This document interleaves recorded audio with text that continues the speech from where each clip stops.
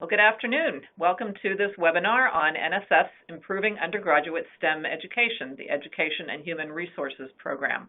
My name is Ellen Carpenter, and I'm a Program Director in the Division of Undergraduate Education at the National Science Foundation, and I'm joined by my colleague. I'm Andrea Nixon, also a Program Officer with the IUSE program. And our intent today is to provide an overview of the IUSE program, particularly of the new solicitation, which is NSF 19-601, which was released in September and now allows us to, is now the guiding document that guides the program for the next couple of years. So before we get started, I just wanted to let you know that the session is being recorded.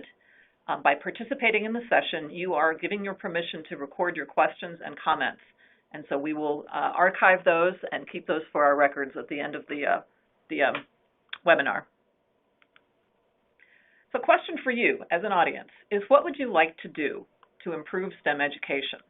Would you like to improve your students' performance and retention in STEM courses and majors? Would you like to increase participation of women and students from underrepresented groups in STEM courses and majors? Prepare students to enter the STEM workforce? Increase faculty engagement with STEM teaching? Make your institution a better place for STEM teaching and learning? If your answer is to any of all of those, please stay tuned to learn more about the IUSE EHR program. So we're going to do a couple of things in this webinar. We're going to give you a basic overview of the IUSE EHR program.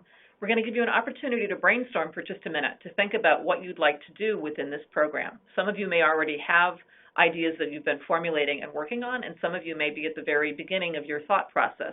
But we thought we'd give you just a couple of minutes to jot down some ideas or to refresh your mind about the ideas that you already have percolating, and keep those in mind throughout the remainder of the webinar. We'll talk a little bit about the program organization, specifically the tracks and the levels within the program, and our expectation for workshops and conference submissions. We will talk about overall program expectations. We do have some things that we'd like to see from proposals that come into the IUSE program, so we'll expound a little bit on those. We will then talk about the National Science Foundation review criteria, and there are only two of these criteria. They are intellectual merit and broader impacts, and we'll go a little bit more in depth about what exactly those things are and what they might mean to you as you write your proposals for this particular solicitation. We'll provide you with some resources. They will actually be on the slides, and I do want to mention that the slides will be archived by pushing the red resources tab. You should be able to get copies of the slides. So you'll have the ability to access all of the resources that are listed on the slides, as well as to use any of the links that we have embedded in the presentation. If we finish all of that in a reasonable amount of time, we do have some slides set up at the end of the webinar that will discuss those, or might help provide some ideas for those of you that are new to NSF. That will involve detailing exactly what goes into an NSF application and some of the ways in which the application is processed as it's received by NSF. We're also going to include some Q&A sessions, so we'll give you a couple of opportunities to ask questions of us by typing those into the question box on your web page. So we'll have a couple of slides interspersed throughout the webinar that indicate it's time for questions. And we'll try to take, a few of those depending on how much time we have. You're always available, or program officers at NSF are always available for consultation via email or through scheduled phone conversations if for some reason your question doesn't get answered. So feel free to email us or contact us if you have questions that are not answered during the course of this webinar. Also, on the resources tab, there are some other great things there too. In addition to the slides, you'll see a link to the IUSE EHR web page. You'll see a link to be able to search for prior awards from the program. You'll see registration information for the next webinar that we're going to have that's specific to the institutional and community transformation track, and that will be on the 13th next week.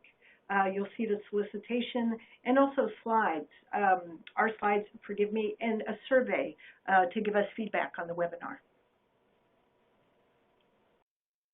Okay, so with that, we're going to begin with the introduction to the IUSE EHR program. So we have a couple of things that we hope to achieve through this program. We hope to improve the quality and effectiveness of the education of undergraduates in all STEM fields, science, technology, engineering, and mathematics fields. We also hope to improve undergraduate STEM teaching and learning for all students and or the institutional environment where they occur. This doesn't mean we're restricting our goals and hopes to just STEM majors, but to all students who are participating in STEM education in their undergraduate years.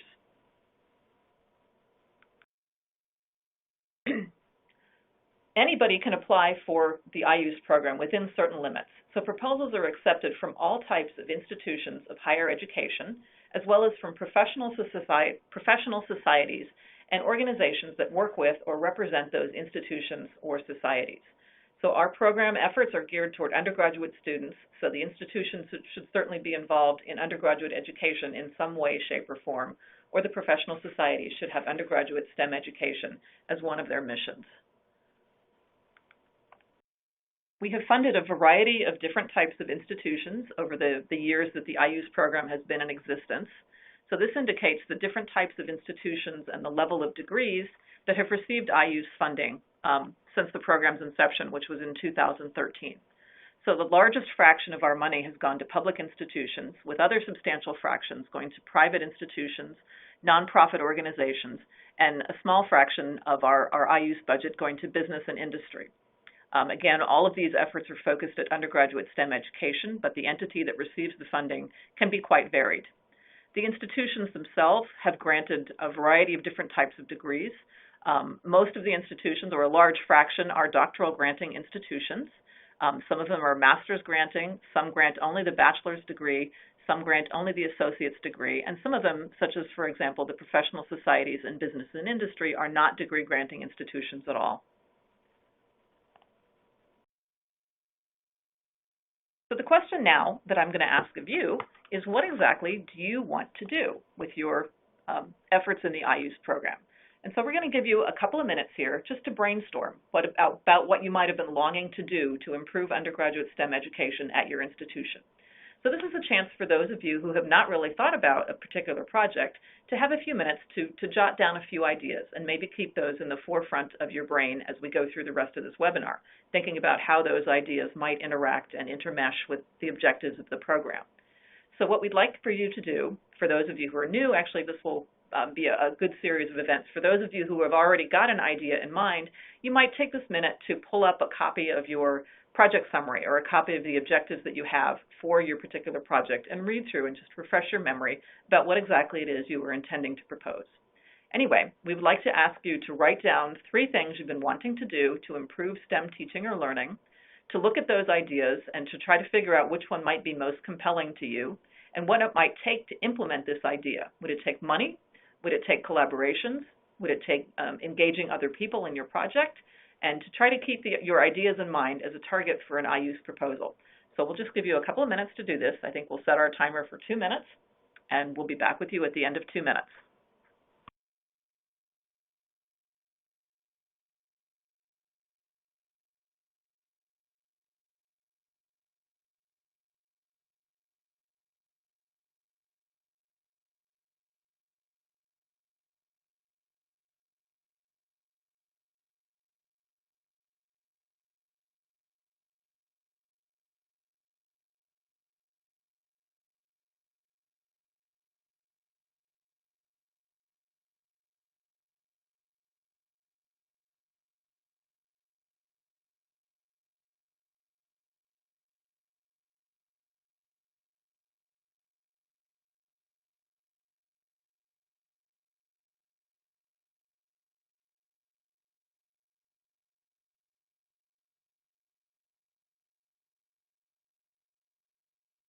Got about 1 more minute to keep thinking.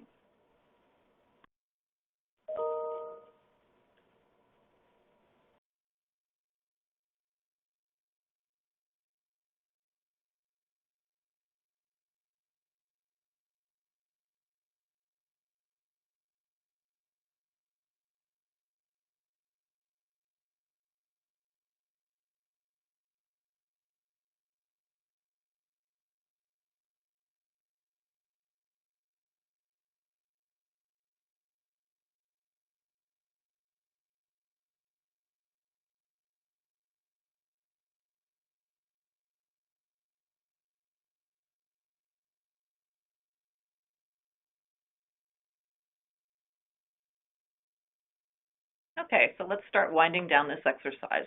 So hopefully you now have an idea in mind. You've got a set of questions or things you might like to think about, and a really compelling idea that you might like to explore as a potential IUSE proposal. So what are you going to do with this proposal? What I'd like to talk about now a little bit is how our program is organized, and you can think about how you might slot your particular ideas within this organizational structure. The IUSE program has two major tracks. They are engaged student learning and institutional and community and transformation. And so this segment of the webinar will talk about both of those tracks, and we'll talk about the levels of funding within each of the tracks and the deadlines for these different tracks. So as I mentioned, there are two program tracks within the IUSE EHR program. Engaged student learning is focused on the students themselves, on the development, testing, and use of teaching practices and curricular innovations that will engage students and help to improve learning, persistence, and retention in STEM. So this track can focus either directly or indirectly on the students, but student outcomes should perhaps be the main emphasis of projects that come into this particular track. Institutional and community transformation. Do you want to talk about that one, Andrea? That's focused on ways of scaling up efforts, either within the specific institution, across multiple institutions, or community. Here, community, we're thinking of disciplinary communities. There are multiple ways of defining that. But the institutional and community transformation track, ICT, is focused on those larger scale projects. Yeah, I should mention that we in the government tend to use a lot of acronyms. So we'll probably be referring to engaged student learning as the ESL track and the institutional and community transformation track as the ICT track. So engaged student learning focuses on improving student learning, either directly or indirectly, and as I mentioned, supports development of improved instructional materials or methods to improve this type of student learning. The track itself aims to engage students, improve their learning, and ultimately to increase retention, persistence, and graduation rates of STEM students.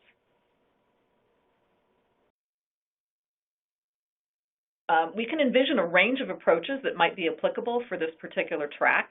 This list should not be taken as being all-inclusive, but it might be a starting point to think about some ideas about projects that might fit well within this track.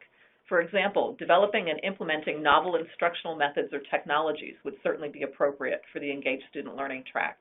Designing and assessing metrics to measure STEM teaching and learning, or adapting ones for use in different contexts, might also be a really interesting type of project in engaged student learning. This track would also support faculty learning through professional development ideas and workshops and other things like that.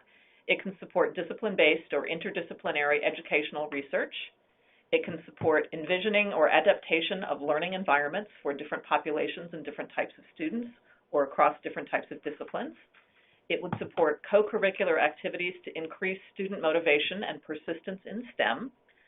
It can support analysis on prior work, such as synthesis or meta-analysis of things that have gone before.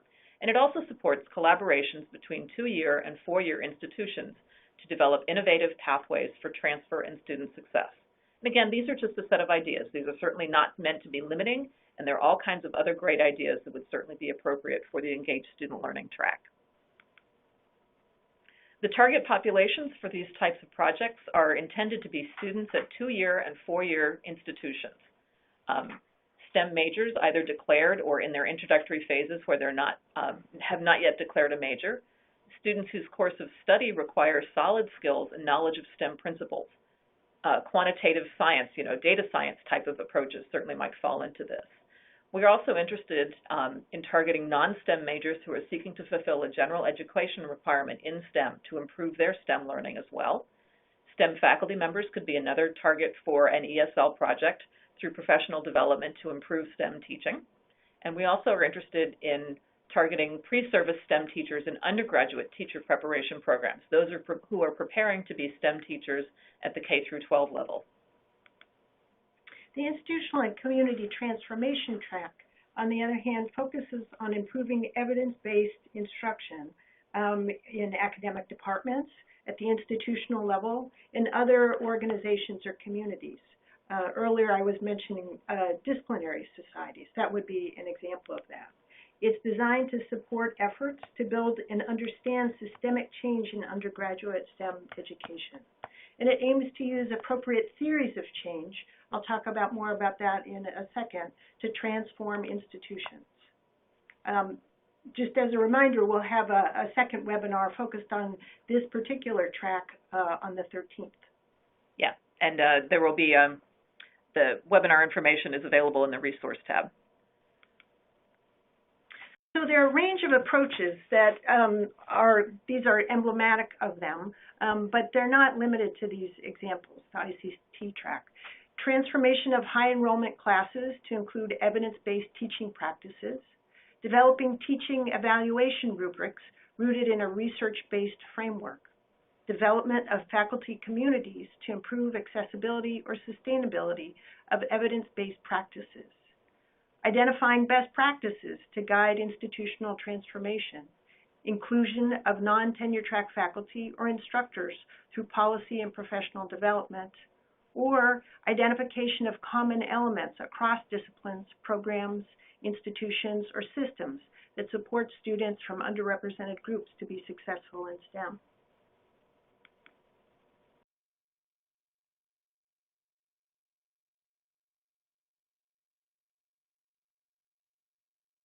So these tracks and levels are summarized on this slide right here. Again, we have the two tracks, Engaged Student Learning and Institutional Community Transformation. And within each track, there are a number of different available levels. For example, in the Engaged Student Learning track, again, which focuses on increasing engagement and learning and generating knowledge about student learning, there are 3 different levels. Level 1 will support proposals that ask for up to $300,000 for an award period of up to 3 years. Level 2 would support proposals from the $300,000 to $600,000 range, again for an award period of about 3 years. And Level 3 will support proposals from $600,000 to $2 million for up to 5 years. And it's very important to sort of consider the scale and scope of a project that you might be putting together when you figure out or try to identify which of those levels is appropriate for the work that you're intending to do. Within institutional and community transformation, again, this is the track that is emphasizing scaling up evidence-based practices supported by a theory of change and generating knowledge about the organizational change process. We also have 3 tracks. We have a new track, actually, this time around in our solicitation. This track is a capacity building track, in which case we're trying to encourage institutions that have not yet considered institutional and community transformation work to build capacity and allow them to do so. This track will support proposals for $150,000 for a single institution or up to $300,000 for multiple institutions for up to 2 years, and are essentially intended as sort of a planning phase type of track to get your ideas together, to assemble the team, to assemble the resources that you need in order to develop a successful institutional and community transformation larger scale proposal. Level 1 within this track supports proposals up to $300,000 for an award term of up to 3 years, and Level 2 supports awards from $300,000 to $2 million for single institution awards, or for up to $3 million for projects that include multiple institutions. And this track will support awards that will last up to 5 years. There are different deadlines for the different levels within these tracks. Level 1 and capacity building proposals will have 2 deadlines each year for the foreseeable future. The next deadline for this particular track will be February 4th, 2020, and we intend it to be the first Tuesday in February thereafter. The second deadline will be August 4th, 2020, and the first Tuesday in August thereafter. But we're intending for those deadlines to be in existence for as long as the solicitation is active. Level 2 and Level 3 proposals have a deadline on December 4th, 2019, so coming up in about a month, and we intend the first Tuesday in December thereafter for this deadline, for Level 2 and Level 3. And that's Level 2 and Level 3 in either Engaged Student Learning or Institutional and Community Transformation. The IUSE HR program also supports workshops and conferences. So proposals for workshops and conferences addressing critical challenges in undergraduate STEM education can be submitted to the program at any time. Depending on the size and scale of what's intended in these workshops or conferences, a budget request usually occurs between about $20,000 to $100,000. In order to put in one of these proposals, a proposer must first consult an NSF program officer in the IUSE EHR program to determine the appropriateness of the idea for the workshop or conference for the IUSE EHR program. These conferences are really meant to support a gathering of the minds to focus on critical issues in STEM education. And we hope that some conference and workshop proposals addressing diversity in STEM teaching and learning, and those involving collaborations of educational researchers and disciplinary scientists, will ensure that STEM teaching reflects cutting-edge STEM disciplinary research. And so we're especially encouraging conferences along these two lines, addressing the diversity and addressing incorporating cutting-edge research into contemporary STEM teaching. If you have questions along the way, I would encourage you to submit them in our webcast interface, and a couple have already come in. The first one is, it relates to the institutional and community transformation track, and it asks, can community transformation include changing parents' attitudes towards STEM? That's a really good question. As we define the institutional and community transformation track, that's not the way that we're interpreting that, but that kind of, the idea behind your question would be welcome in the program. If you look in the IUSE solicitation, which is a description of the program, we have a section on the program overview. And in this, we're talking about efforts to achieve STEM educational goals through innovative partnerships, for example, with community organizations, local, regional, or national industries, centers for teaching and learning, professional societies, or libraries. As is the case with the other examples that we gave, we don't mean them to be exhaustive. So thinking about changing parents' attitudes towards STEM might be a really interesting and innovative approach. So that would be welcome, even though that's not the way in which we're defining community in the institutional and community transformation track. Okay, there's another question that's asking whether there's a difference in requirements between Engaged Student Learning Level 2 and 3, aside from the funding amount. And again, referring to the solicitation, Engaged Student Learning Level 2 projects are intended to support design and development efforts or impact studies to improve student learning, including department-wide reform efforts, interdisciplinary or multidisciplinary collaborations, or partnerships across institutions. These projects can be from a single institution or involve multi-institutional collaborations. However, in contrast, ESL Level 3 projects that range from $600,000 to $2 million are expected to benefit large numbers of students or broad communities of faculty and instructors through large-scale design and development studies or impact research. Level 3 projects are really expected to demonstrate sufficient scale and scope to warrant this level of support, and should contain highly developed research plans, including significant research questions or large-scale evaluation efforts. So there really is a difference in scale and scope. I think that's the major difference between Level 2 and Level 3.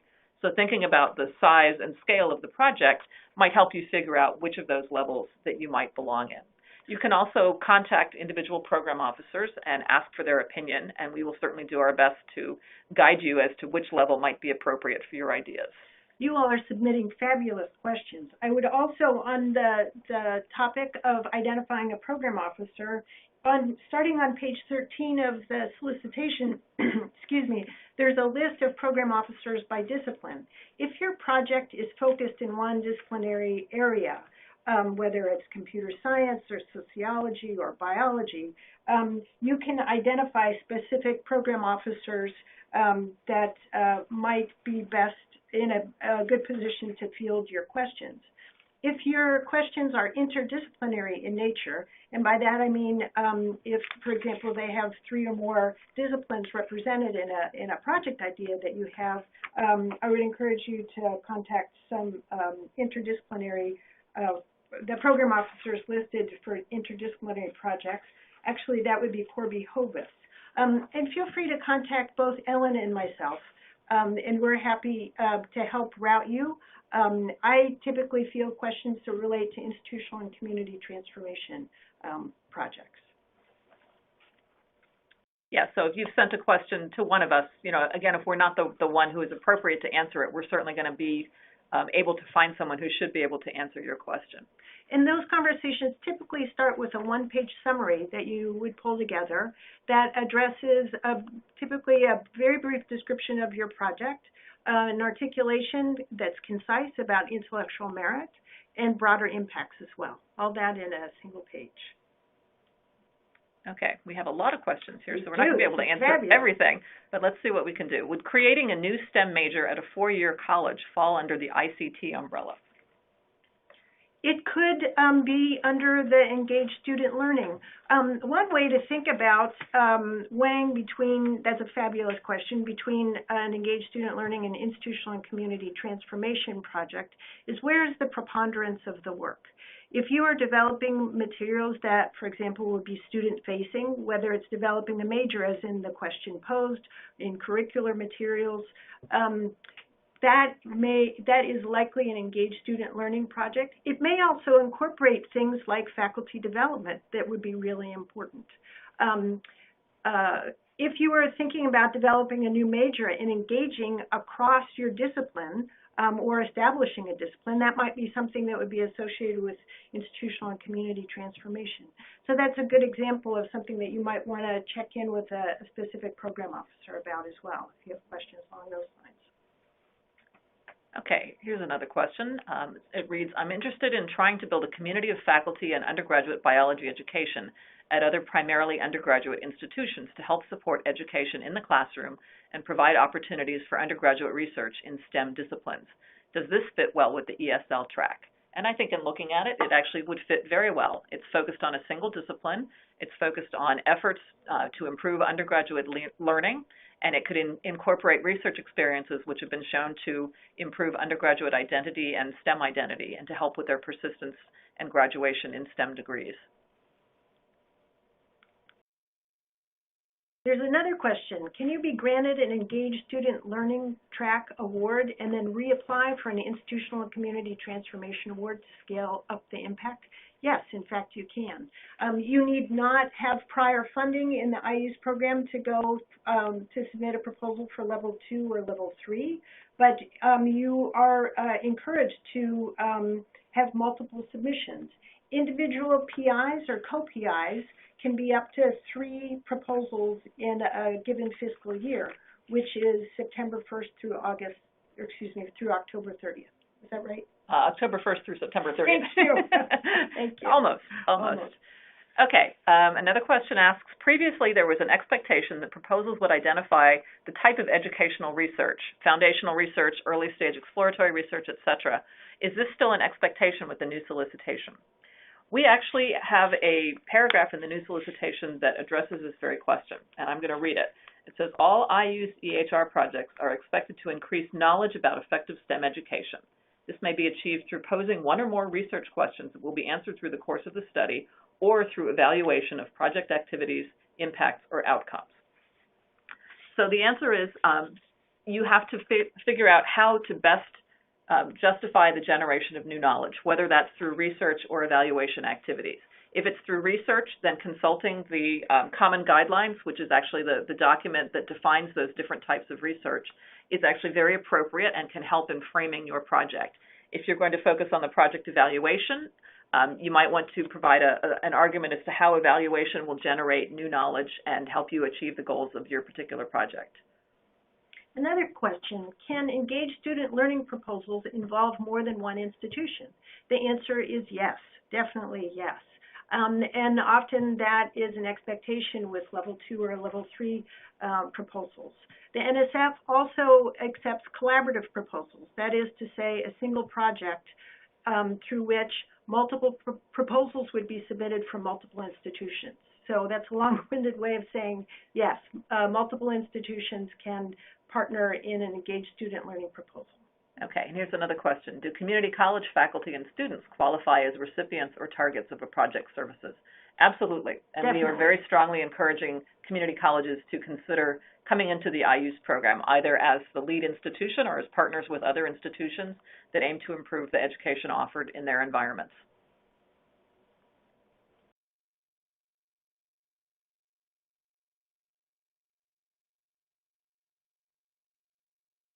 maybe answer 2 or 3 more, and then we'll move on to the next section. There was a question about, can the second institution in an institutional and community transformation track proposal be a K through 12 school? There are multiple ways to establish partnerships with K through 12 schools. They may not be a co-submitting institution. I've not seen that. Have you? No, I have not. No, but there are multiple ways of incorporating them.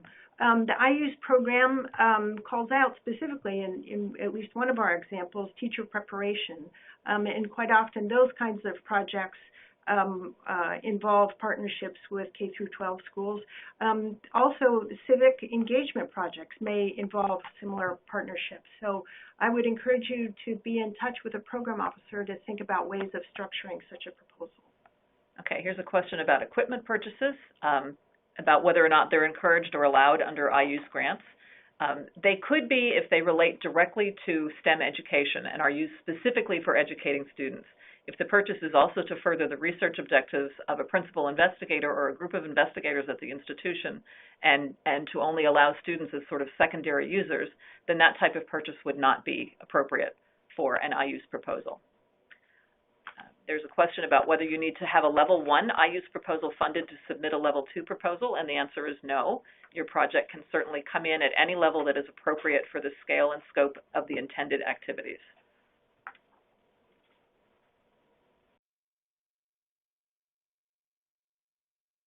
Okay, maybe we should move on. Yes. We realize there are a lot of questions that we're not going to have a chance to answer as part of this webinar, but again, please be aware that you can contact program officers and address those questions directly to program officers. So let's move into a discussion of program expectations.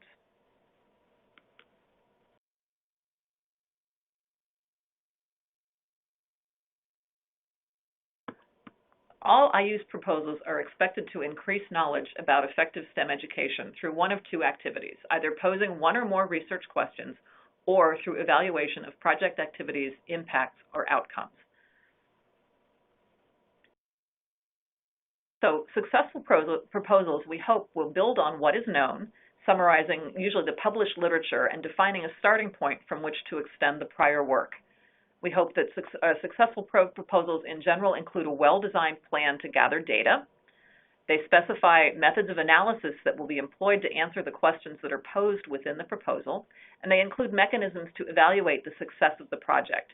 And these are typically both formative and summative evaluation mechanisms, allowing project corrections during the course of the project, as well as evaluating the success of the project at its completion. Successful proposals typically explain how findings and materials will be shared with the community at large, or with other investigators who are interested in the work, or with other institutions that could benefit from the type of work that's being done. Proposals should address the sustainability of project efforts for the long term, and that usually means beyond the end of the funding period. And successful proposals will collaborate as needed with other investigators, institutions, or communities in order to ensure the best outcome for the intended activities. In terms of methods of analysis, it's important to align research or evaluation methods with the questions posed. It's important also to select the appropriate methods to perform the study. They may be qualitative, quantitative, or a mixture of both. Sometimes people think that because we're the National Science Foundation, we're focused really on quantitative data. We really want to make sure that you're posing important evaluation or research questions, and your method of analysis it will enable you to answer those questions effectively. Okay, now it's time to play a little game. We're going to ask you a couple of questions and see how much information you have retained about the IUSE program. So question 1 is, do all proposals, or true or false, all proposals must have a research component? And the answer is false, that all proposals must generate new knowledge. And so again, that can be defined through having research questions or through appropriate evaluation measures in order to generate that knowledge. Question 2, STEM curriculum development, programmatic pathways, learning resources, assessment instruments, and faculty development may receive funding. The answer is true. Any or all of those things, alone or in combination, are appropriate for funding through the IUSE program. Question 3, proposals may focus on both STEM and non-STEM majors. True or false? True. We appreciate efforts to improve undergraduate STEM education for either majors, non-majors, or both. Question 4, proposals may focus solely on students within a single discipline. That's true. Focus may also be on multidisciplinary or interdisciplinary STEM education, or again, within a single discipline, such as biology, chemistry, physics, etc. An evaluation plan that provides formative and summative assessment of the effectiveness of the project in achieving its goals is required. That is also true. Successful proposals will include both formative and summative assessment to allow demonstration of achievement of project goals. Question 6, proposals should demonstrate a solid grounding in relevant literature on STEM teaching and learning. That is, of course, true. That provides the rationale and the starting point to expand future efforts. Question 7, only colleges and universities may submit proposals. That's false. All categories of proposers that are identified in the Proposal and Award Policies and Procedures Guide are eligible, and that includes professional societies, companies, nonprofit organizations, and others of similar ilk.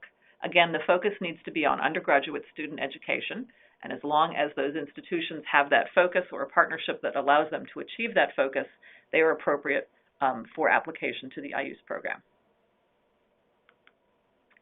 And here's a couple other points for you.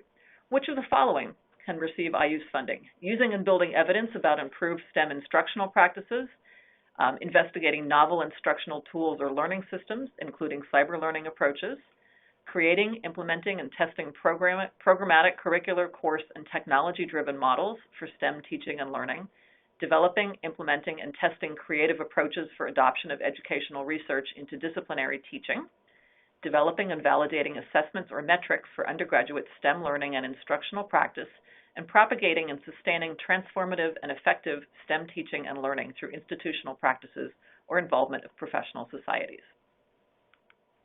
And every one of those would be appropriate for IUSE funding. Okay, so we have another break for questions at this point. So let's see if there's anything else that's come up in the question box that we can answer.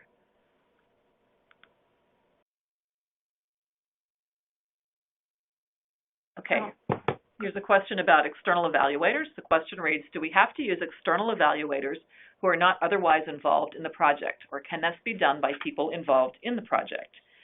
In the new solicitation, we define evaluation as occurring either by a member of the project team, by an external evaluator, or by an advisory board. So any of those alternatives would be appropriate for inclusion in the project. The main emphasis should be on someone who's qualified to provide the evaluation that's necessary to guide the project activities.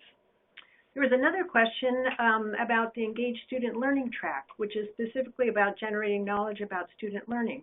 Should student learning be measured? Can the project focus on generating knowledge about teaching and measuring teaching? Yes, you could focus on either. It's often helpful to, when you're engaging in that kind of measurement, to think about whether or not there are standardized measures that have already been established, that is, whether their validity and reliability have already been established. And that can be incredibly helpful in your designing an efficient project. But it is okay to measure either student learning or focus on generating knowledge about teaching and measuring the efficacy of teaching. All of those are welcome in the program. Okay, there's another question about including educational specialists from different institutions as part of the research team, if the research is primarily focused on student learning, with the educational specialist taking responsibility for pedagogical assessment. That is certainly one approach that can be used, but as we just covered, you can also have members of the project team serve as the assessment expert or the evaluators, as well as an advisory board providing that type of guidance. Another question was, Would the IUSE program cover efforts to prepare college-bound students for college during the summer before matriculating in undergraduate institutions? The IUSE program has funded efforts that are housed in colleges and universities that have summer bridge programs. So the emphasis really is on undergraduate education, not on K through 12 efforts. But there is some work that spans those boundaries, and I'd encourage you to talk to a program officer to make sure that you're formulating the project in a way that aligns with the IUSE program.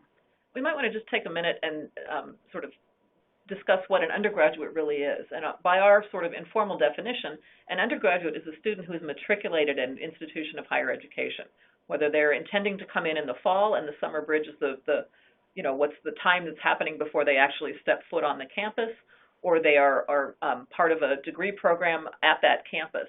They have to be matriculated as part of the institution to be considered as an undergraduate. So a summer bridge program, for example, for high school students that aren't expected to go to the institution hosting the summer bridge program would actually not be appropriate for support through the IUSE program. It would have to be for students who are intending to attend the institution that is sponsoring the summer bridge program. There was a question about within the engaged student learning projects or proposals, can you comment on any differences in expectations of research components between level 1 and level 2? I think that in the solicitation we talk about the scale and scope of the projects as a way of differentiating between the different levels. And a natural way to think about that is how many contexts in which would your project take place? Are you looking across multiple courses, across multiple institutions, and to align your research questions and the context with the context in which your project would take place. So I would think more in terms of right-sizing your project and deciding on the level, and then aligning your research or your evaluation plan so that it aligns with the project proposed. Okay, here's a question. Faculty professional development and mentor-mentee training is involved. Are we qualified as a single institution that is not a university? It certainly sounds like you would be qualified as a single institution that is not a university. Those two aspects can certainly be considered to contribute to engaged student learning, or under the right circumstances also to institutional and community transformation. Another question from an institution that intends to convert from lecture-based teaching to studio-based teaching by adopting the material and approach of UNC Chapel Hill. We have no research goals. Are any IUSE tracks appropriate for us? Either of the tracks may be appropriate for you. What we're really interested in seeing is what works for whom and in what context. And you can help generate new knowledge through either a research project or evaluation activities. So in either case, it's important to identify what kinds of data you might gather that would enable you to have a sense of whether or not your project was successful. And as the project is unfolding, how will you know in a formative way? By that I mean, as the project is underway, how can you have data that will inform the choices that you need to make as a project leader? Okay, here's a question about industry partners. My colleagues and I are considering partnering with colleagues in industry to improve field-based experiential learning in the geosciences. Are there any particular concerns or limitations on having industry partners within the IUSE program? Absolutely not. I mean, industry partners can be very good partners for improving undergraduate STEM education, in particular for the experiential learning of allowing the students to experience what it would be like to be in the workforce in that particular industry. This can be a very viable and very valuable partnership for providing STEM training for future workforce development, and would certainly be appropriate for submission to the IUSE program. Here's another question. We're developing face-to-face and online modules that would help STEM students develop communication competencies that are required in science careers. These include working in laboratory teams, communicating results with visual aids, and proposing innovation. These would be integrated into the STEM curriculum so students receive the training just in time when they need it in a given course. Would this be appropriate for the engaged student learning track? Yes, it sounds like it would. and this is a good opportunity to segue that we're interested both in supporting undergraduate STEM educations for majors, for people who are non-majors who are taking STEM courses. So we're both, the fundamental goals are about STEM learning and learning environments, in preparing a future workforce, and a STEM literate citizenry. So engaging in those kinds of activities with students in multiple types of courses would be appropriate for the IUSE program and for the Engaged Student Learning track. Okay, another question asks, do all proposals require an IRB? At the time of submission, no IRB is required. If a proposal is being selected for an award, the program officer who's negotiating the award will engage with the proposer to have the IRB requested and have the project reviewed at that point in time. So you don't need an IRB approval or review to submit a project to the program. Is it expected that an educational specialist from a different institution be part of the research team if the research is primarily focused on student learning? The educational specialist taking responsibility for pedagogical assessment. You need not have an educational researcher or an evaluator necessarily from an outside institution. It's important for you as you're putting together a description of your project in your proposal to make a convincing case to the reviewers that you've identified important questions that will either be the basis of your evaluation or your research, that you have a team that has the appropriate level of expertise to carry out the evaluation or the research activities. So they need not be from an outside institution, but you'll want to address issues of impartiality and or connectedness to the project. It's important when you're developing a proposal that the kind of evaluation plan and the research plan that you marshal, one or the other or both, appear to be integrated with the project in a natural way. Sometimes it's challenging if it feels like that they're an add-on after the fact. So in terms of the role of your education specialist or your evaluator or your researcher, make sure that they're part of the team in a meaningful way. Okay, we are getting a lot of questions on evaluation and the evaluation component. I just want to point out in the solicitation there is a section at the very end of the solicitation called Project Elements. And one of the points in that section addresses project evaluation. So I'm just going to read that section for you briefly, and then you can refer back to the solicitation and look at this if you would like to at your leisure. So project evaluation plan.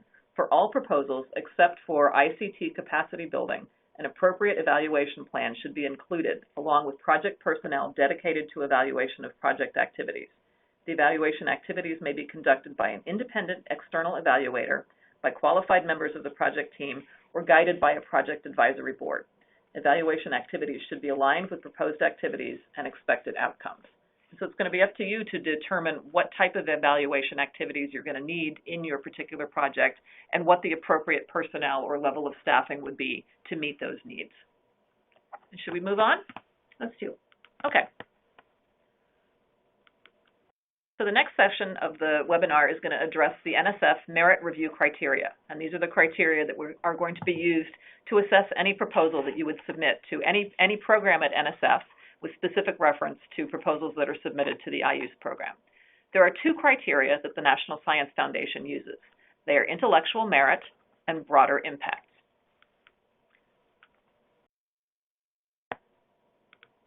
So intellectual merit might be thought of as what is the potential for the proposed activity to advance knowledge and understanding within its own field or across fields. And I kind of like to think of this as what will we learn from the work? That's my sort of nutshell distillation of intellectual merit. Whereas broader impacts is what is the potential for benefiting society or for advancing desired societal outcomes. And my nutshell distillation is why is the work important to society? So again, we are going to use acronyms. We often refer to intellectual merit as IM and broader impacts as BI. So intellectual merit, what are we going to learn? And broader impacts, why is it important to society? Who is it going to affect? So intellectual merit can actually consist of a lot of different things, and there are lots of different elements of this that reviewers will typically use in considering proposals. Intellectual merit can consist of the potential to advance knowledge and understanding within its own field or across fields, the PI and the team's capability in conducting the development and generation of knowledge, the access to the necessary resources to complete the project, including unfunded collaborations to conduct the proposed work, a clear plan for what the project will do, who will do it, when it will be done, and why that particular piece of the project is important, and then a mechanism to assess the success of the proposed project's attempts to advance knowledge and understanding and to provide feedback to both the PI and the team conducting the project. Broader impacts, or who is this going to impact, society-relevant outcomes may include, but are certainly not limited to, a number of points. These include things like full participation of women, persons with disabilities, and underrepresented minorities in STEM, improving STEM education and educator development at any level, increased public scientific literacy and public engagement with science and technology, improved well-being of individuals in society as a result of these activities, the development of a diverse, globally competitive STEM workforce, and this is certainly a strong, broader impact of educational efforts, increased partnership between academia, industry, and others, increasing the impact of the work through spreading it through perhaps non-traditional partners, improved national security, increased economic competitiveness, and enhanced infrastructure for research and education. So all of those aspects might be part of broader impacts. And some projects are going to have some aspects, some will have others. It's certainly not necessary to have all of these points addressed within a single project. The other thing I'd like to mention actually about broader impacts and intellectual merit is that while we expect both of those elements to be in any given proposal, we don't necessarily expect them to be balanced within any given proposal. So you wouldn't necessarily have an equal focus on intellectual merit and on broader impacts. Some proposals will probably have a stronger focus on intellectual merit and maybe a little less emphasis on the broader impacts of the work, while others may be much more focused on the broader impacts and a little bit less on the intellectual merit. This is perfectly fine. One of the things that we as program officers do is we strive to have a balance across our portfolio, but that happens in the recognition that the things are not always going to be evenly balanced within every single proposal or every single award that we make. Other things that reviewers are asked to consider in reviewing the proposals that you submit are things like, to what extent do the proposed activities suggest and explore creative, original, or potentially transformative concepts? We all love new ideas. This is a way to expand the field and move the field forward, and we do ask reviewers to pay attention to the new and creative ideas that are proposed in the things that they're reading. We ask reviewers whether the plan for carrying out the proposed activities is well-reasoned, well-organized, and based on a sound rationale.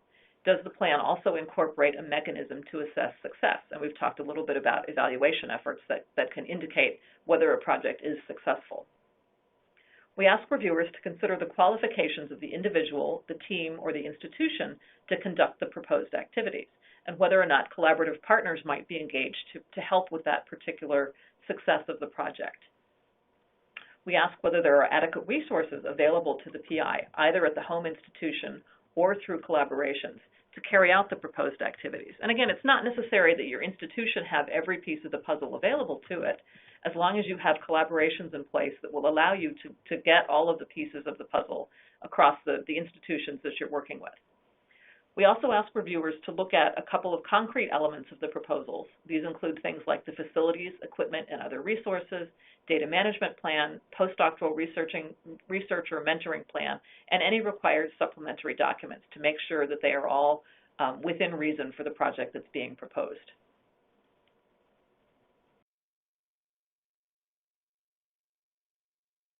I have a little question for you. I'm actually going to provide you with a couple of examples of what might be broader impacts or intellectual merit, and I'd like you to read each example and think for a second if you can figure out whether the example illustrates more strongly broader impacts or more strongly intellectual merit.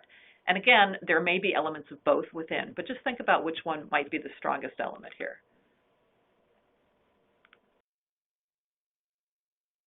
Okay, so the question is, in addition to development and implementation of a novel curriculum, the project will include educational research to uncover new information about undergraduate model-based reasoning through detailed assessment of classroom learning. So would you guess that this is intellectual merit or broader impacts?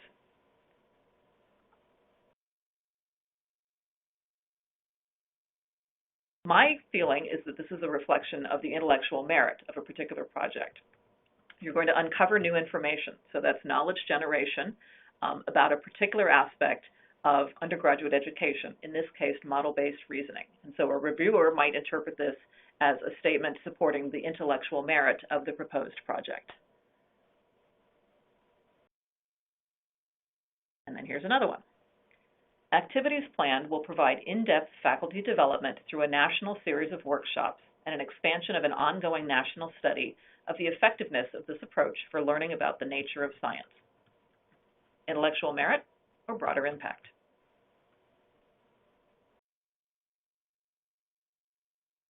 I'm going to suggest that this is an example of broader impact. And a couple of key words sort of give that away. The idea of holding a national series of workshops and the expansion of a national study. Both of those would imply fairly broad impact of the proposed project and might support this particular element of the project as contributing to the overall broader impact of the proposed work.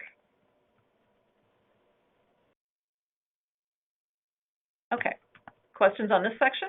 We'll give you a few minutes to type things into the question box, and we'll see if we can answer a few more of them.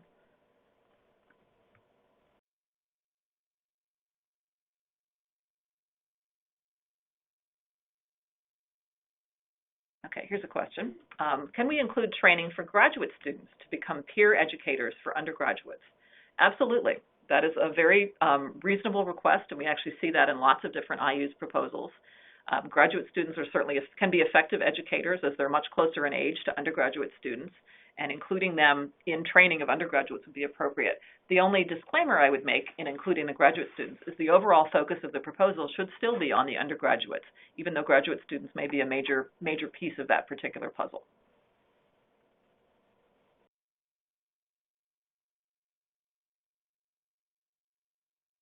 Okay.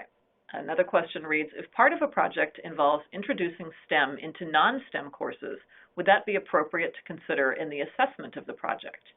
I would certainly think it would be. I mean, you want to assess the STEM learning, and you could assess the engagement and persistence of the students in the non-STEM courses. This may be an example where you might have to do a little bit more qualitative analysis rather than quantitative measurement, particularly if the STEM topic is incorporated into a humanities discipline, for example. Looking at grades in a humanities course will certainly tell you how many students passed, but it won't tell you how many students learned any of the STEM concepts that were introduced. So examining more directly what the STEM content is, either through assessment instruments or through other sort of more qualitative measures of achievement, might demonstrate how that STEM learning has improved in that particular course.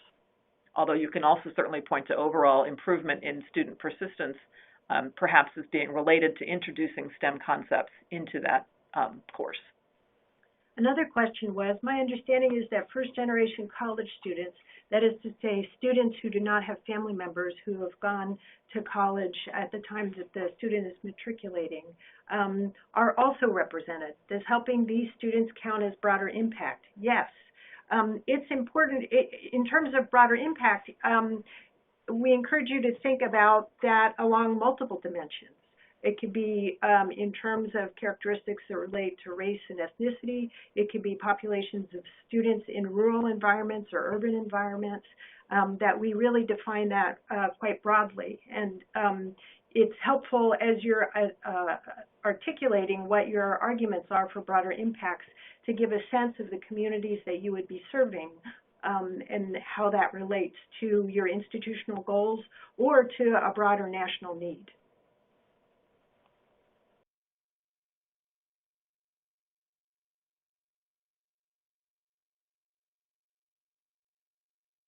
Okay. We have many, many questions here. Yeah. Here's another one about broader impacts. In most of my research-based NSF proposals, they include a separate plan to address broader impact goals. This often includes public outreach, for example, K through 12 students. Is it a good idea to include a component of public outreach, since this will not necessarily involve undergraduate education, although it could? I encourage you to think broadly about the kind of individuals or communities that you would contact and build that into your dissemination plan. If you see that the findings of your proposed work have implications in terms of K through 12, in terms of broader community, in addition to STEM educators, your work may involve people who are mentoring undergraduate students. So broader impacts can relate, are typically very project specific, and it's important, it can be important to go beyond traditional articles in peer-reviewed journals, although we encourage you certainly to engage in that work as well. Okay. Here's a question about finding others from other institutions to work with. Question is, I work with a team of program evaluators and STEM education researchers in a school of education. We are looking to support more IUSE projects as they are tightly aligned with our mission. Are there recommendations for how to connect with PIs developing projects from other institutions? I think the first suggestion that I would make is to consult the NSF awards database and look for IUSE projects along lines that your faculty would be interested in. On our resource page, we're actually including a link to the NSF awards search. So you can go into that page, type in your search terms, and you can also type in IUSE or the solicitation number and see proposals that have come directly in response to the solicitation. I will say I would not type in the current solicitation number because we're just starting the new solicitation. So NSF 19-601 won't have a whole lot of proposals submitted to it yet. But our prior NSF solicitation, NSF 19-540, would in fact, or 590, 17-590, sorry, 17-590, would in fact have a number of proposals associated with it, or a number of awards. So you can see that those are projects that are up and running, and you can get contact information for the PI team affiliated with those projects directly from the website, and then make your contacts as needed. Other options might be to attend education research meetings or discipline-based education research type of interactions, or even to come to the IUSE PI meetings that are hosted through the NSF and AAAS every couple of years. And in the past year, in the abstracts, the phrases describing our tracks are now present in all of the abstracts. So by that I mean putting in double quotations, engaged student learning, or in double quotations, institutional and community transformation. That will pull up the awards for each of those tracks in the prior year. Okay. Question, if selected for an award submitted by the December 4th deadline, what is the timeline for award notification? NSF's standard operating procedure is that we expect to take about 6 months to review proposals and to reach decisions on awards, and with probably an additional couple of weeks to actually negotiate and go through the mechanics of issuing the award at the end of that 6-month period. So 6 months is the standard period for expecting the reviews for your proposals to be returned to you. Another question, does at least one member of the research team need to have had a prior NSF award? The answer to that is no. You could have funding from other agencies. You could be new to work as a principal investigator or co-principal investigator. What's important to address thoroughly in your proposal is the expertise and the resources that you have to carry out the project, the proposed work effectively. Another thing that is helpful is to identify perhaps members of an advisory board. Those may be individuals that have expertise in the subject matter that you're focused in on, methodological expertise, or they may be senior researchers as well. So if you are new to grant funding, those might be helpful strategies to think about. Okay, here's a question about preliminary data. How might one determine if learning has increased if there is very little or no pre-curriculum change data? That's actually a very interesting question, and that can be built into your project almost. You might, in the course of doing your project, propose collection of some of this pre-curriculum change with the idea of looking at what happens before you implement an intervention and then looking again at what happens after you implement an intervention. So in the 3-year span of a project, it might be possible to look at a pre-curricular change the curriculum, and run it maybe 1 or 2 years and collect data after the curriculum change to see if the effect can be determined. Another question, in order to outline the qualifications of someone who would be doing assessment on a proposal or a project, could a letter of support be appropriate? Our read on the solicitation is that letters of support of this type are not included with that proposal. I'm really glad you asked that. There's an important distinction between letter of support, which can be a letter that expresses a degree of enthusiasm, versus letters of a collaboration. That is a commitment to carry out duties enumerated within the proposal. So letters of collaboration would be appropriate from if you have an outside evaluator, as well as a biosketch that would identify the level of expertise that the outside evaluator would bring to the project. Okay, are we ready to move on maybe? Yeah. All right, so I think we're going to go back into the slides. Okay, as we mentioned, there are a number of resources that we think might be helpful in crafting your proposal and identifying perhaps methods of evaluation or other things that you might be interested in using as you conduct your project. There are publications issued by the NSF which address both proposal structure and the merit review process, and these include things like the Proposal and Awards Policies and Procedures Guide, fondly referred to in NSF halls as the PAPG. So this is the document that provides you with all of the instructions on how to prepare a proposal, all of the different elements of the proposal, and again, some information on award management and other aspects of receiving an award and how it's handled after the award is made. This guide is actually updated on a yearly basis, so always make sure that you're looking at the current version. I think the current one right now is 19-1, and we expect to release a new version probably in January of 2020, and that will be 20-1. It's always the first publication in NSF's roster, so it receives the #1 designation for the given fiscal year. Another helpful resource is the Common Guidelines for Education Research and Development. And we had a question about specifying the different types of research. This Common Guidelines document spells out, I think, very nicely and very cleanly the different types of educational research that it envisioned as being possible. And so you can read through that and see the types of research and see how your project might fit into one of those different types if you'd like to use that as a framework for developing your ideas. We have some resources that look at merit review. There is an overview page, and there is also a video that you can look at that we show to all of our prospective reviewers to help them understand the review process, the pieces of the review, looking at the intellectual merit and the broader impacts, and doing things like being aware of implicit bias and other factors that might affect how a review is made by a given reviewer. There is another solicitation that comes out of the Education Human Resources Directorate, and this is the NSF Building Capacity in STEM Education Research, the BICSR solicitation. The information for that is also given on the resource page.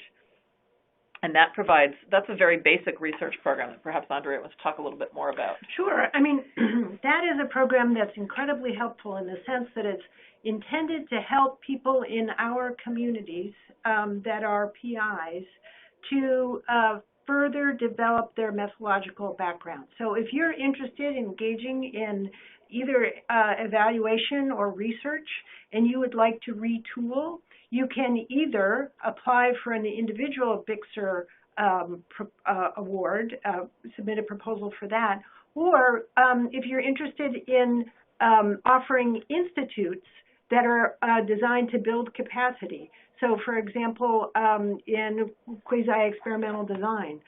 So the BICSR program is really designed to help us all keep up to date in terms of our research and evaluation skills. Okay, I think we actually missed a slide here. Yes, there was a slide that I meant to show, which is this slide right here, which indicates resources that are specific to the IUSE EHR program. And as mentioned, these can be accessed through the red resources tab that's available to people who are listening to and viewing this webinar. Those resources include the program webpage, which gives overview information about the program and also provides useful information about upcoming webinars. It also has the contact information for all of the program officers associated with the program right there front and center on this particular page. The IUSE program solicitation is the guiding document for what we expect in the IUSE program in its current iteration. So the current solicitation is NSF 19-601, which was released in the middle of September, and it now governs IUSE submissions for the next couple of years. So it's also available on the resources page, or the URL is given on this slide as well.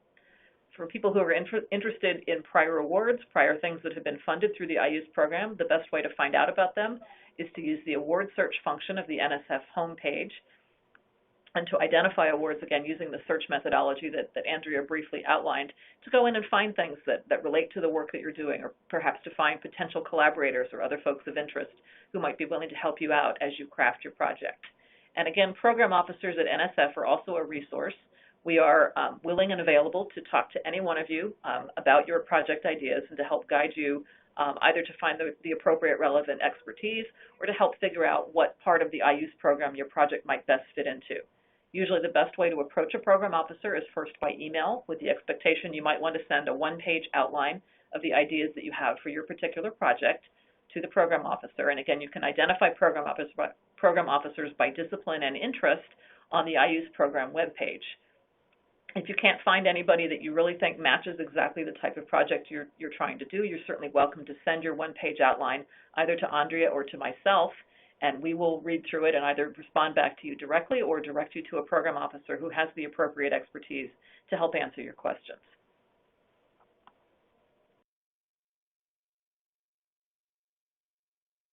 Okay. At this point, I want to thank everyone for participating in the webinar and certainly for your interest in improving undergraduate STEM education. We do have one more piece of this webinar, but it's primarily geared for those who are new to the NSF application process. For those of you who have prepared and submitted proposals in the past, I would expect that much of the information we're going to be presenting in the next few slides is going to be probably very familiar to you. And so at this point, I'm basically giving you an option to opt out. You're welcome to jump out of the webinar.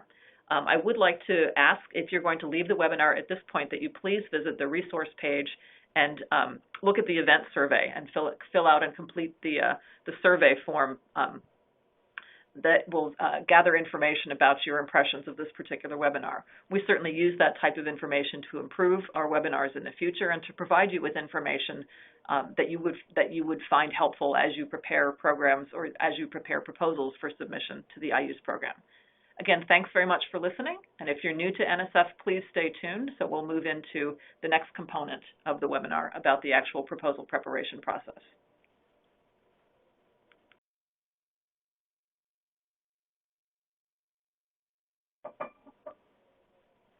Okay, for those of you who are new to NSF, welcome to the fold. We're glad to have you here and very glad that you're listening to this webinar to help get some information about preparing a proposal. This section will talk about the different proposal components, some ideas for what might make a compelling proposal, how to submit your proposal, and what actually happens to your proposal when it disappears into the black box of NSF. Proposals can be really daunting. They actually have a number of different components, all of which are required elements of the proposal. This is a list of what is required as you are going to prepare and submit a proposal. There is a cover page, which is simply a form that you'll fill out as you prepare your proposal online. A table of contents is generated. There is a project summary, which is a one-page description of your project, including specific statements on intellectual merit and broader impacts. There's the project description, which is essentially the meat of your idea, your chance in 15 pages to describe exactly the project that you're going to do, the personnel team that's involved, your evaluation efforts, and expected outcomes. There's a section for references cited. You'll need to insert biographical sketches for all of the PIs, co-PIs, and senior personnel on the project. You'll need to provide a budget and a budget justification. This is divided into individual years of the project with a cumulative budget reflecting the entire project award period. The justification should include rationale for all of the different budget categories for which you are requesting funds. We ask that you provide statements of current and pending support for all investigators or all PIs and co-PIs on the project, and I think senior personnel as well, to provide current and pending support statements for all of those individuals. There is a facilities, equipment, and other resources page to document the resources available at your institution. There is special information and supplementary documentation insertions. There is a data management plan form. There's a postdoctoral mentoring plan form for those projects that would include postdoctoral fellows, and there are various single copy documents, including things like the collaborators and other affiliations information, which is used in assigning reviewers to your proposal, just to make sure that we don't run into conflicts of interest. The project summary is actually a really important component of your proposal. This is the one-page summary of what you're going to do. So each proposal must contain this one-page summary of the proposed project. And the summary has to include an overview of the project, and that's usually the top section of the project summary, and then individual statements on intellectual merit and broader impacts. And these statements must be labeled as intellectual merit and broader impacts. So you're basically going to have three sections to this document: your project overview, your intellectual merit statement, and your broader impact statement. In this project summary, this is the time to be very succinct and concise about describing your project. This is the statement that we at NSF will actually use to help assign your project to the correct review panel. So a good, solid description of your project is very helpful in being able to assign that project to the review panel that will be most appropriate to reviewing its ideas. The project description is a chance to expand on your ideas and to provide within the 15-page limit all of the information that's necessary to understand your proposed project.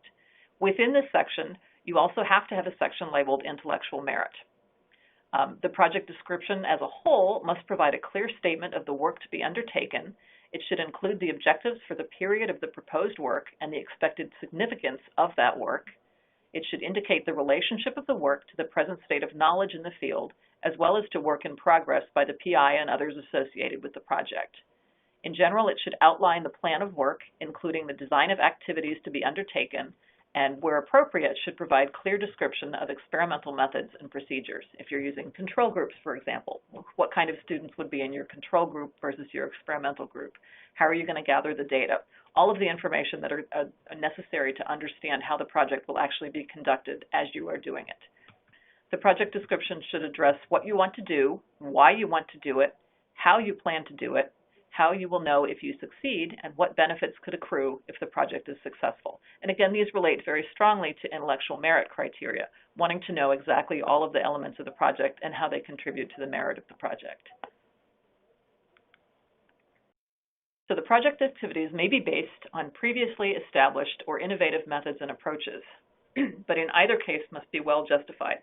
So this is basically telling you don't necessarily need to have good preliminary data to put in a project, but you can have a good idea about innovative methods and approaches and be able to justify that perhaps through a literature-based justification as opposed to having preliminary data that you've gathered from your own students. The issues about innovative methods and approaches and previous establishment apply both to the technical aspects of the project, of the proposal, and the way in which the project may make broader contributions.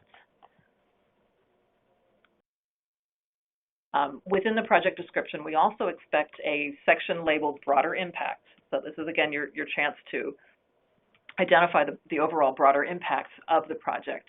And this should provide a discussion of the broader impacts of the proposed activities of the proposal and how they will be obtained through project activities. And in very small type, I note that broader impacts may be accomplished through the research itself, through the activities that are directly related to the specific research project, or through activities that are supported by but complementary to the project. So again, these are different ways in which you can note the broader impacts of the overall project. NSF values the advancement of scientific knowledge and activities that contribute to the achievement of societally relevant outcomes.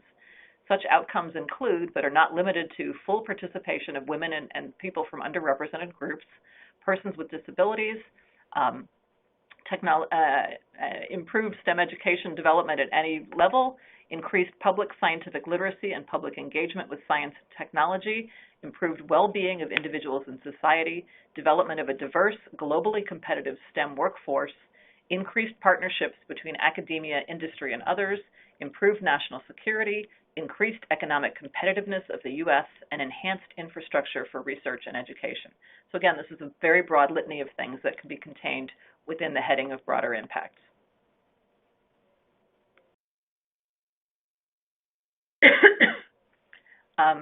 Your project description should be concise and it should be detailed all at the same time.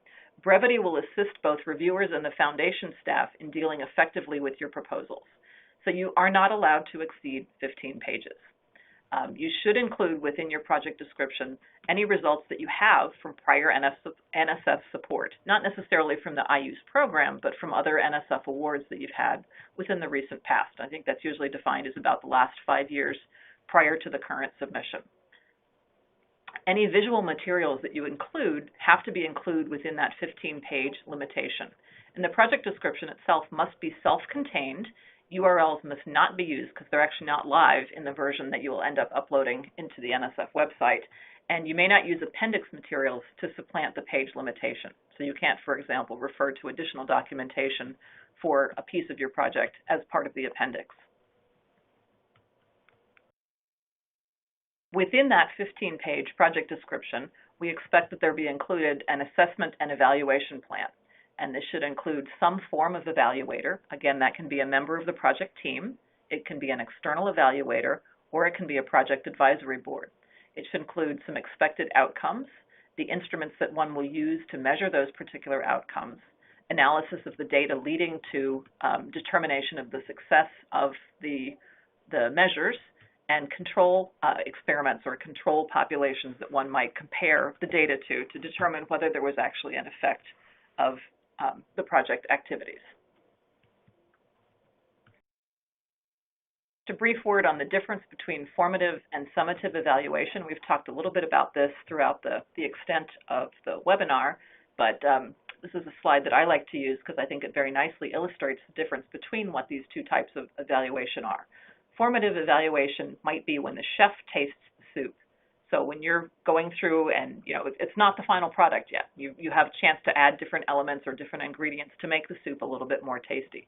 So you taste it as you're progressing through the cooking process. The summative evaluation is akin to when the guests taste the soup. At this point, you're not going to rush the soup back in the kitchen to correct the salt or add a different ingredient. This is the final product. So formative allows you chances to correct your course as you're going through the performing the project, whereas summative is the end result.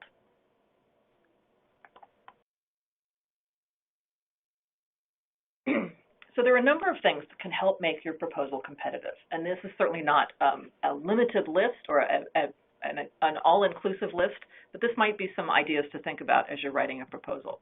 Using original ideas, having a succinct and focused project plan, including a realistic amount of work, providing sufficient detail that reviewers and NSF staff can understand your project, illustrating cost effectiveness of the proposed activities, high impact of the activities, the knowledge and experience of the PIs that would lead to the success of the project, the contribution of the project to the field, the rationale and evidence of potential effectiveness of the project, the likelihood that the project can be sustained after the project period, and the inclusion of objective feedback or a solid evaluation plan or advisory board for the project. In preparing a competitive proposal, it helps to start with a good idea, and we gave you a couple of minutes at the beginning of this workshop to start putting down some ideas, so hopefully you've already got a good one brewing. You want to be able to communicate that idea clearly. You want to address the two merit review criteria, intellectual merit and broader impacts. You want to be able to state your research objectives and questions, as well as your plans for evaluation of project activities. You want to have good, solid plans for carrying out the proposed work. And you want to ground your project in a good background, a good literature background, or perhaps prior work that you have done. Sometimes this can be even outside of STEM education. There are lots of different places to gather this appropriate background, and it's going to be up to you to determine which is the most appropriate background for your project. You want to have appropriate expertise as part of your project team, and I think a critical element is to ask colleagues in and out of your field to read and critique your proposal before you submit it to the NSF. You should include strong arguments for the importance of the problem. Make sure that the STEM content is clearly articulated, including specific examples of the type of content that might be included in your project. Making sure the research design and the methodology are appropriate and sufficiently discussed, and that there's a sensible chain of reasoning linking the literature, your process for development, the questions that you're asking, the data that you're collecting, and the analysis that you'll perform on that data. And again, the impacts of research and development addressed within the project description. A couple of tips for success. Start early. Right now, you've got about a month before the next deadline. Hopefully, if you write really quickly and are very, very organized, you might have a chance to get yourself together for that one. Please read the program solicitation before you start writing so you understand the goals of the IUSE program. Consult the PAPG as necessary for proposal preparations and instructions. Test drive our interface, which is FastLane, for proposal submission to make sure you can get on and to make sure you have all of the necessary information. And that includes having an Office of Sponsored Programs that has authority to press the submit button. You individual investigators actually would not submit the application on your own. It has to be submitted through an authorized individual at your organization. Make sure your sponsored research office knows your project is coming to them and that they're ready for it and ready for the submission. Be sure to follow page and font size limits. It helps to be aware of other projects and advances in the field, and again, you should be able to gather a lot of that through your literature review as you're writing your project description. Provide relevant details. Make sure that your reviewers can understand exactly what it is you're going to be doing. Discuss your prior results if you have them, or the literature basis if you don't, and include an evaluation plan with timelines and benchmarks for different pieces of the project. You want to think about what the reviewers are going to see when they're reading your proposal. Put yourself in their place and make sure that all of the information that they need to understand your project is contained within the application itself. If you are revising a project that you've submitted to a prior competition, I would suggest considering the reviewers' comments that were made on the prior submission. Make sure you have someone else read the proposal and do spell check and grammar check to make sure everything's the way it should be and the way you expect it to be. Meet project deadlines or meet submission deadlines. Under very limited circumstances, we will accept late applications, and that's usually fire, flood, famine, hurricane, tornadoes, earthquakes, and other natural disasters. Ignoring the deadline is at your own peril. Follow NSF requirements for proposals involving human subjects. Again, you don't have to have an IRB review prior to making an award or prior to submitting the proposal, but you would have to have one done if you are going to be receiving an award. And call or email NSF program officers for guidance as needed. We're definitely here to help. Proposals must be submitted electronically through FastLane, that's the preferred method, or through grants.gov. We highly recommend submission through FastLane. This is the NSF portal, and it will include all of the relevant pieces of your proposal. You can submit through grants.gov, but you have to make sure, the burden is actually on you to make sure all of the correct pieces of the proposal have been submitted. We have special things in FastLane like a project data form that become automatically linked to your proposal that don't appear in grants.gov. So if you have any choice, I really would suggest using FastLane for your submission. Just a brief overview of what happens to the proposal once it arrives at NSF. Prior to your submitting the proposal, the staff at NSF designs and writes the program solicitation. So as I mentioned, the new solicitation for the IUSE program was just released in September, so that opportunity was announced in September. The opportunity is released at least 90 days before the first deadline. So we released it 90 days before the December 4th deadline. During that 90-day window, you'll have a chance to read through the solicitation, write and submit your proposal, and it's received at NSF by the deadline. Once it's received at NSF, it goes through the review and processing phase, in which its reviewers are selected. The proposal is assigned to an appropriate panel that contains the right reviewers with the right expertise to review your particular proposal. The panel meets either virtually or in a face-to-face setting to discuss a number of proposals, including yours.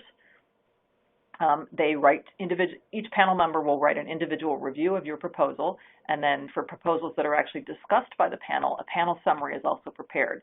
And you'll have access to all of that information. It's provided back to you through FastLane once those reviews are input into FastLane and decisions are made on the proposals. Program officers take into consideration the reviews that are offered and the discussion that has occurred in the panels of all the proposals in making their recommendations. And once they make a recommendation, that recommendation either to fund the proposal or to decline it for this particular competition is forwarded to our division director for his or her review and approval. If an award is recommended, once the division director has concurred that the award is appropriate, there is a business review of the institution to ensure that it has the financial capability of handling federal funds, that it has the right tracking mechanisms and code assignments to to figure out where the money is being spent. The award is finalized and it is issued to the institution, and you can start work on your project. The whole thing takes about 6 months from step 1 through step 7, with perhaps an additional 30 days or so for the business review and finalizing the awards, just to make sure that everything's in order and all the documentation is in place. And so that, in a nutshell, is what happens when your proposal comes to NSF. And we hope that you were very successful in writing these proposals.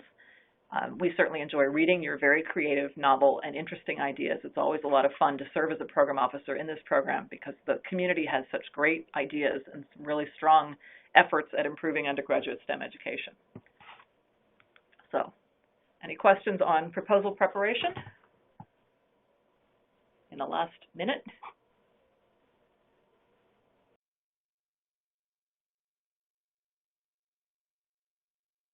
Again, we will provide copies of these slides on the resource page, and there are plenty of resources available through NSF general sources, as well as contacting program officers for specific questions.